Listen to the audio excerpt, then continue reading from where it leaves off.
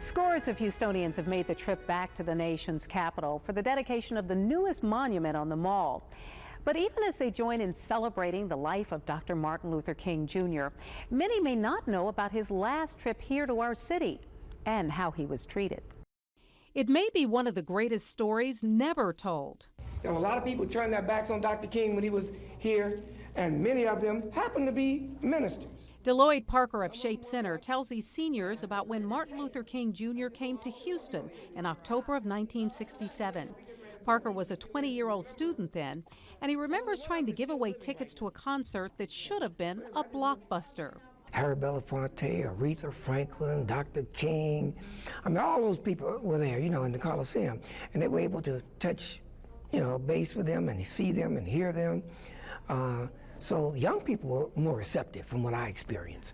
But it was some of the, I don't want to stereotype, but a few ministers who even looked like me, you know, who was not interested in being associated with that subject.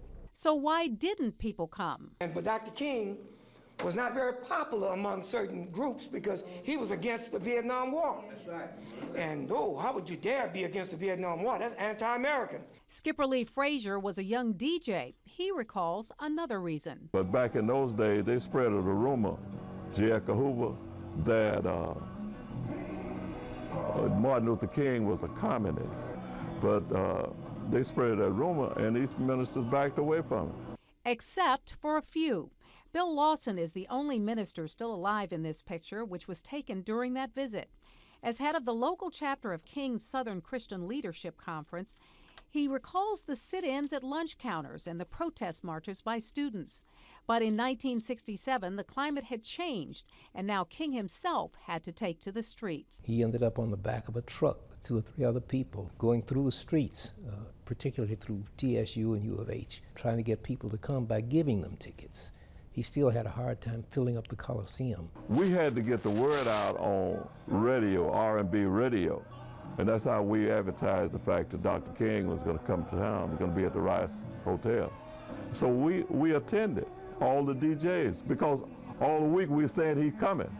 We're going to be there. Well, amazingly enough, this is only one of a few pictures that document that night. By the way, those are my parents standing there with Dr. King. And that's despite the fact that there were all those big stars in town. Nowadays, there would be 24/7 news coverage. But we did discover an article in the Houston Chronicle that not only talked about the concert, but about a shocking incident that happened that night. And then once he got in the Coliseum, somebody from the White Citizens Council put a smoke bomb in the air conditioning vents, and smoke poured out of those vents and scared everybody, and so people left the Coliseum. Those few who came were driven away. So he had problems. Did you consider that a failure, that trip here? I did. I did consider that a failure.